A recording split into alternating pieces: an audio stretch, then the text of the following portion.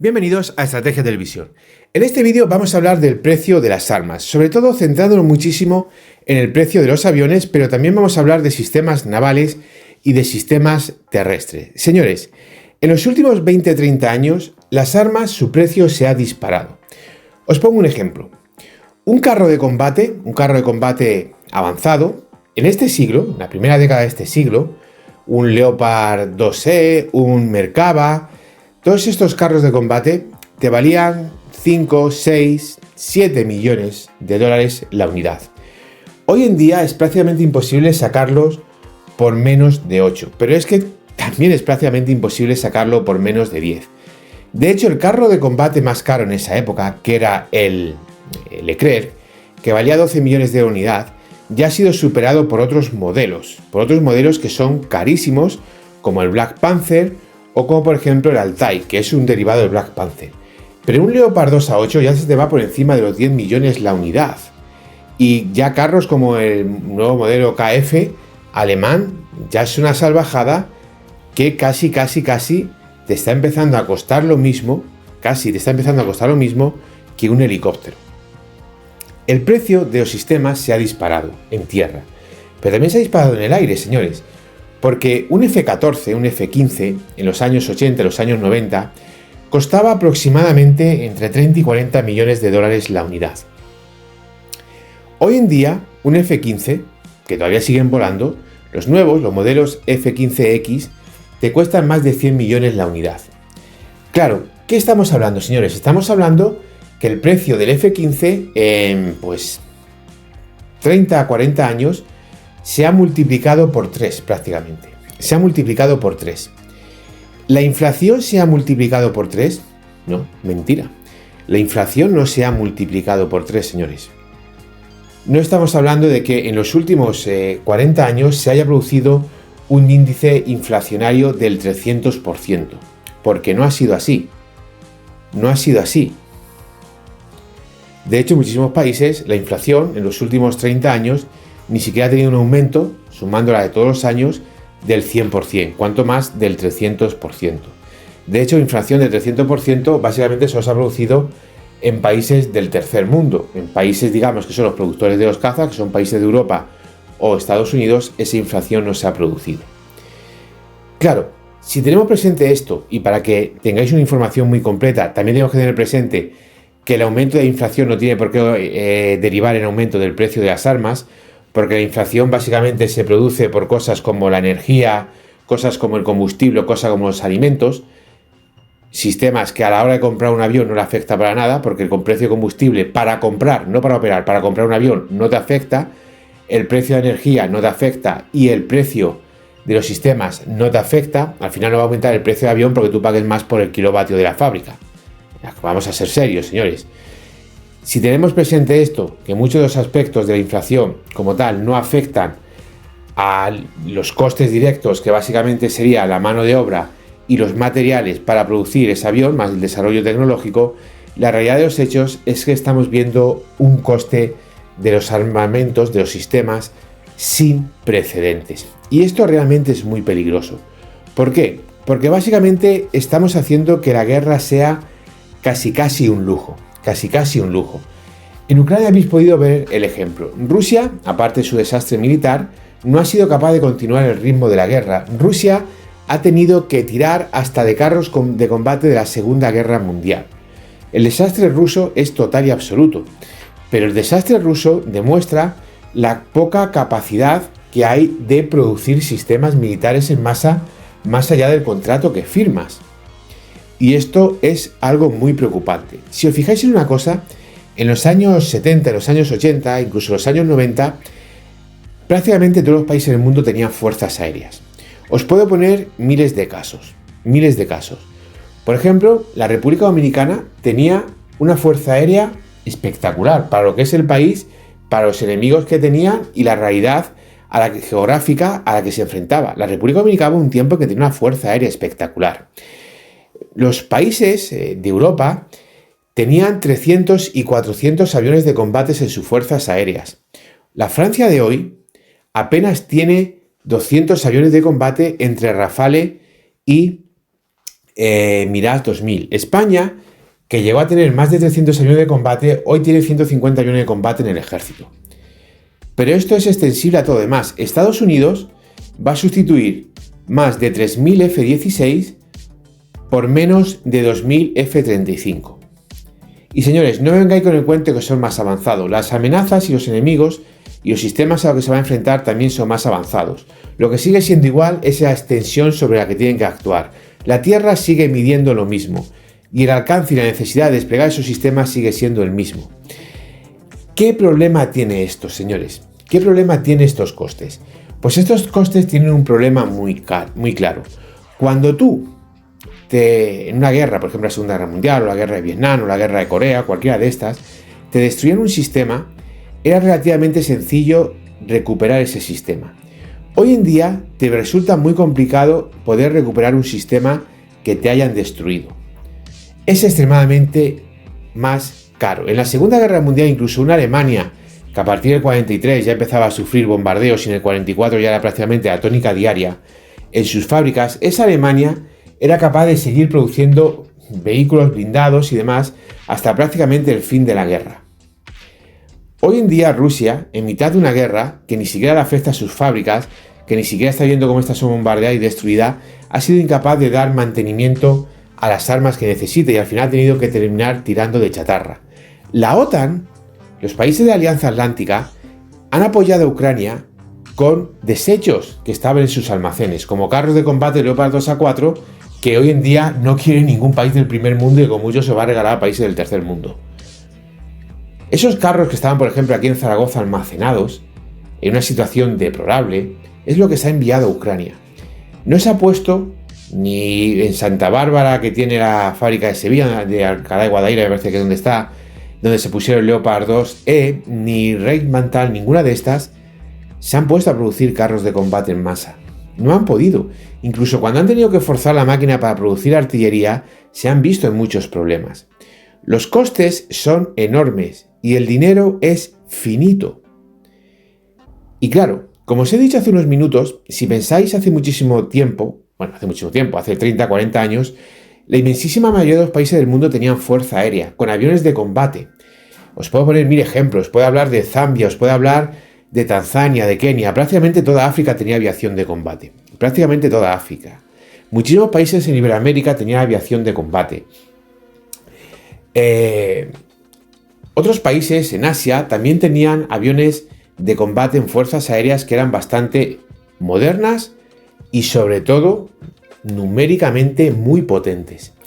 Hoy en día eso ha desaparecido porque estos aviones no pueden continuar ese ritmo de adquisición de estos sistemas. Por ejemplo, mirad, hay casos que no son válidos, por ejemplo el caso de Argentina, porque hay un gran desfachatez del nivel político. Por ejemplo, Argentina fue a la guerra de Malvinas con aviones de combate extremadamente modernos, como el caso de los Mirage o, por ejemplo, el caso de los Super Étendard, que eran de los mejores aviones de ataque naval que había en ese momento, aviones utilizados, por ejemplo, por la Armada Francesa. Argentina tiene un componente político, pero hay otros casos que no han tenido componente político, o digamos que no has llevado a ese nivel. Por ejemplo, Ecuador. Ecuador lleva a tener una fuerza aérea enormemente poderosa, muy por encima incluso de la propia realidad del país. Hoy Ecuador no tiene un solo avión de combate. La República Dominicana, que os he puesto como ejemplo, exactamente lo mismo. Pero puedo seguir. Sri Lanka, prácticamente todos los países de África, Camboya, Laos, ninguno de estos países tiene aviones de combate. Países como Vietnam apenas tienen unas pocas decenas de aviones de combate. Otros países apenas pueden formar 2 o 3 escuadrones, como es el caso de Malasia. Los países de África, que había muchísima fuerza aérea con aviones de combate, como el caso de Zimbabue, el caso de Zambia, caso de Kenia, caso de Tanzania, caso de Mali, por ejemplo, todos estos países tenían aviones de combate en su fuerza aérea. Hoy no tienen, porque no se lo pueden pagar. Es decir, el precio de las armas les afecta a todos. ¿Sabéis cuántos aviones de combate tiene Italia?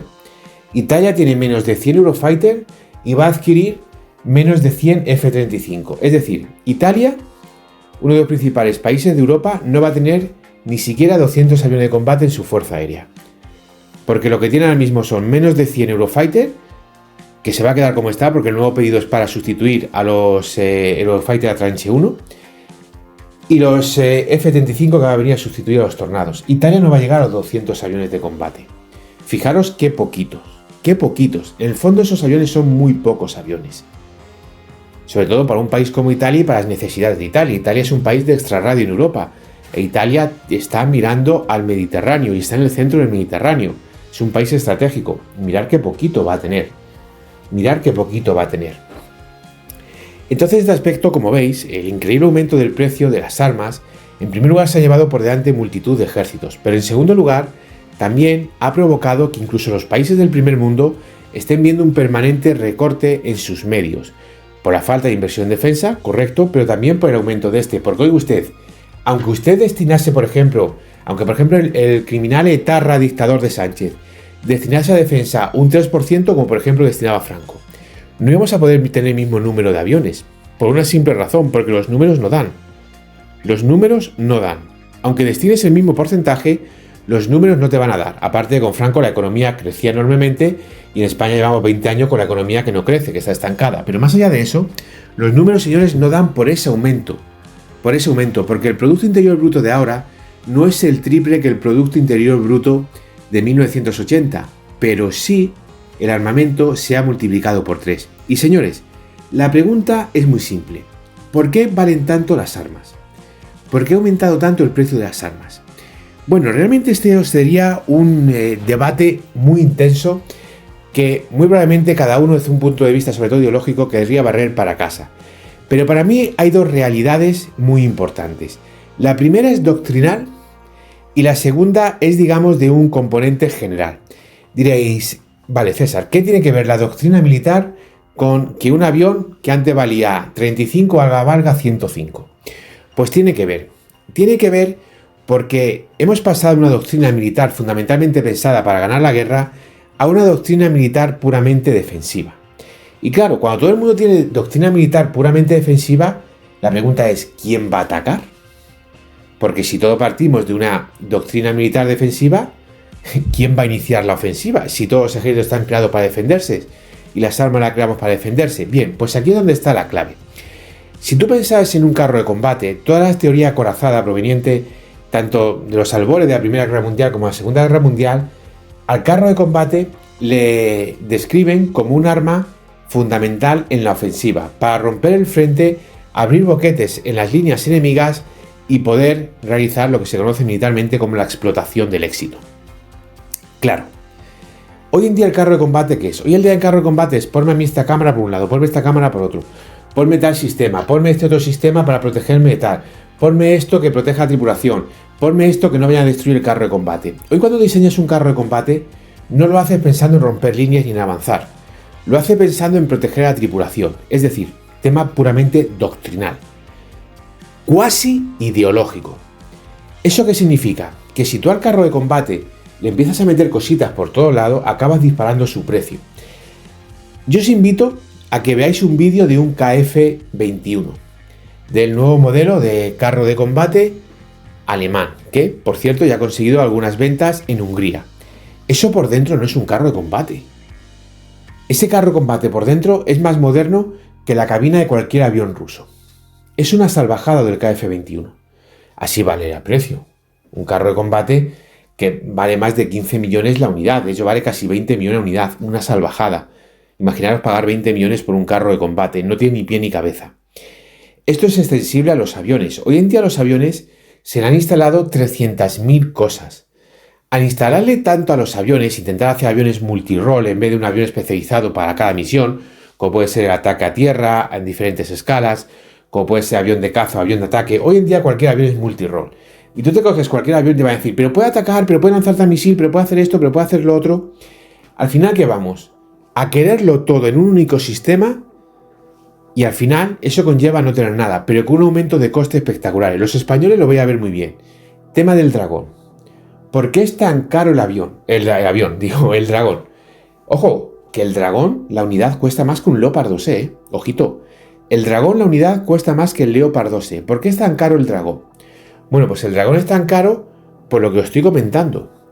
Porque en vez de hacer un BMR y tener un vehículo blindado para dotar a unidades de infantería ligera, hemos querido hacer el BMR, pero poniéndole la protección en combate de un Leopard.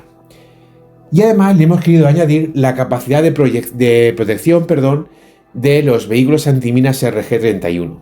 Y luego le hemos querido poner una torreta digna de un IFV de cadenas. Y claro, empiezas y ya está. Esto es igual que cuando vaya a comprar un móvil o una tablet, que te empiezan, bueno, y tenemos tal sistema de protección para el móvil, y tenemos tal carcasa, ay mira, tienes este acoplador para el coche, ay mira, tienes esto otro que tal, mira, pues ahora tiene una proyección que te permite con esta pantalla poner la pared a tu habitación y es como si estuvieses viendo el cine. Empiezas a sumar y al final vas a lo mismo, a decir, oye usted, si yo solo quiero un móvil para llamar a mi mujer y a mi madre, que no utilizo el móvil para más cosas. Bueno, sí, ahora soy un youtuber de éxito. Gracias por las flores. Pero señores, aquí pasa exactamente lo mismo.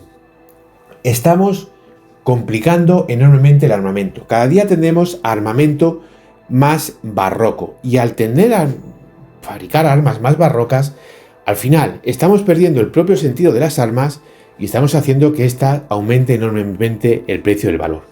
Como os dije, uno de los motivos era puramente doctrinal. Pero otro motivo es de un cómputo general. ¿Por qué?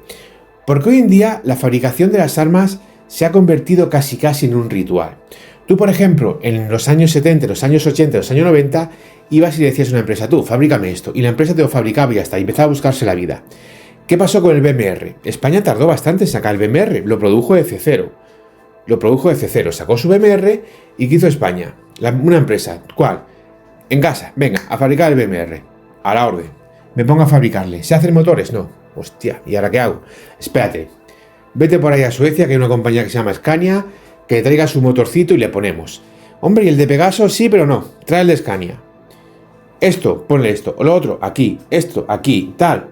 ¿Qué ha pasado con el Dragón? No. Con el Dragón tengo que intervenir yo. Y tengo que intervenir yo. Y yo también quiero meter mano. Y yo quiero mi parte del pastel. Es decir, que hoy en día, cuando hay un contrato de armas, se está formando un batiburrillo donde todo el mundo quiere su parte del pastel y donde al final todos quieren, por supuesto, cobrar, claro está. ¿Qué significa eso? Pues eso básicamente significa que al final el precio le acabas encareciendo porque tienes un montón, en primer lugar, de intermediarios en mayor o menor escala y en segundo lugar, estás trabajando con múltiples proveedores que al final te acaban encareciendo el precio. Es algo así, para que os hagáis una idea, como un gobierno. Vosotros imaginaos un gobierno que tiene que depender de 6, 7, 8 partidos políticos para poder sacar leyes. Al final todos van a querer su parte del pastel, con lo cual todo se va a hacer más complicado y más difícil. Pues esto es lo mismo. No es lo mismo tener un sistema donde tienes tu mayoría absoluta, puedes hacer lo que quieras y ya está, que tener un sistema donde tienes que estar permanentemente untándole a todo el mundo para sacar adelante tus leyes. Entonces, en este aspecto, tanto por un tema puramente doctrinal, que es hoy en día querer hacer armas para todo y no saber diferenciar para qué sirve cada arma, sino simple y llanamente, al final, tema del avión, queremos que el avión lo haga absolutamente todo, queremos que el avión haga misiones COI, también misiones de superioridad aérea y casi que el avión también haga misiones antisatélite.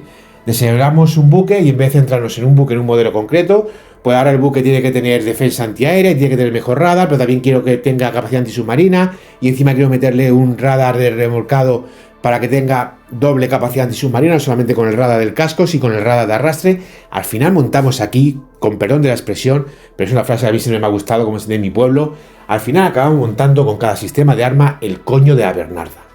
Esto al final, señores, es el coño de la Bernarda.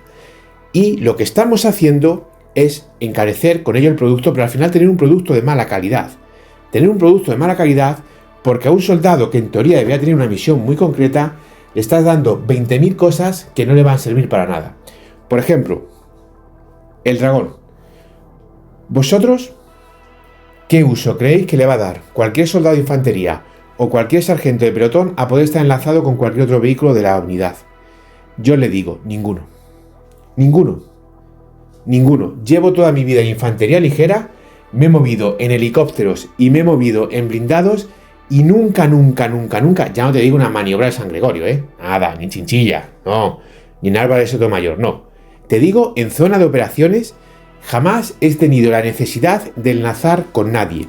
Jamás he visto a mi jefe de pelotón tener la necesidad de enlazar con nadie que no sea el jefe de sección. Y señores, si tú tienes que enlazar con alguien de otra sección, están las transmisiones. Con tu propia radio puedes meter la frecuencia que está trabajando la otra sección de la compañía y trabajar con ello. Jamás he visto a nadie de un pelotón de infantería tener la necesidad de enlazar con otra unidad, sea de artillería, sea de logística, sea de zapadores, sea de ingeniero, jamás. A ese nivel ya operan los jefes de compañía y los jefes de unidad, es decir, jefe de batallón o jefe de regimiento. Son cositas que desde un punto de vista de la venta puede decir, pues está muy bien esa capacidad, qué maravilloso, qué bueno. ¿Qué utilidad práctica le vas a dar? ¿Qué utilidad práctica le vas a dar? Decidme, ¿qué utilidad práctica le vas a dar? Es igual que los coches que te traen 300.000 pijadas. Al final, ¿qué utilidad práctica le das a esas 300.000 pijadas? Decidme, ¿cuál? Pues la verdad es que, quitando el sensor de lluvia y el sensor de luz, el resto de cositas la utilizamos muy poco. Y aquí sucede lo mismo. Eso sí, todas estas cosas acaban encareciendo el precio y nos acaban llevando a que cada día sea más difícil tener las unidades que necesitas. Porque, señores, es una salvajada. Leopard 2A8, más de 10 millones la unidad. Un triste vehículo de ruedas, ya no hablo del Dragón, 8 o 9 millones la unidad. Un avión de combate, más de 100 millones la unidad. Es que, ojo, señores, hay por ahí los pringados y analfabetos que dicen que el F-35 es caro. El F-15X cuesta más de 100 millones la unidad. Es más caro comprar un F-15X que un F-35A. Es más caro comprar un Eurofighter que un F-35A. Y el F-35A porque se fabrica a mansalva. Si no, pasaría exactamente lo mismo. Si tuviese menos volumen de pedido, el precio, ya os digo yo, que aumentaría. Más de 100 millones un avión de combate. Oiga usted, más de 100 millones un avión de combate. Que estaban valiendo hace 3 décadas los F-15, los F-14 Tomcat, todos estos aviones, me refiero a lo más caro, claro, los cazabombarderos bimotor de largo alcance, estaban valiendo 30 y pico millones la unidad. 30 y pico millones la unidad. Un F-15 hoy, un Block 70, te vale más de 70 millones la unidad. El Block 70-72 Plus, más de 70 millones la unidad. El F-16, el F-16, cuando empezó a salir los años 80 estos F-16, y de ahí que se vendieron a Dinamarca, a Portugal, que fueron los primeros programas de venta de estos aviones, te valían 15-16 millones la unidad. Son unas auténticas salvajadas. Y obviamente eso lo que acaba produciendo es encarecimiento del producto, en el fondo un producto inservible porque te trae muchísimas cosas que tú no necesitas, pero además en una situación de guerra no se puede mantener una guerra a ese nivel. No se puede mantener una guerra a ese nivel, porque si ahora mismo simplemente pensad esto, vamos a algo parecido a la Segunda Guerra Mundial, donde tienes que ponerte a producción en masa. Ni la economía de Estados Unidos es capaz de mantener Raptor a 200 millones, de mantener destructores Early Brook a 1.700 millones, submarino clase Virginia a 2.300 millones o carro de combate Abrams a 10 millones. No vas a poder mantenerlo, no vas a poder mantener todo eso en los frentes. Al final vas a tener que necesitar un vehículo o un avión de combate que complementase eso y bajase el precio de todo, para poder dar una capacidad operativa real, porque si no, no ibas a poder desplegar los aviones necesarios para ello. Y estoy hablando de la economía más fuerte, más poderosa y más desarrollada del mundo. Imagínate el resto. Gracias por ver el vídeo, es un honor informaros de la realidad. No dudéis en dejarme vuestras opiniones y nos vemos en el siguiente análisis estratégico.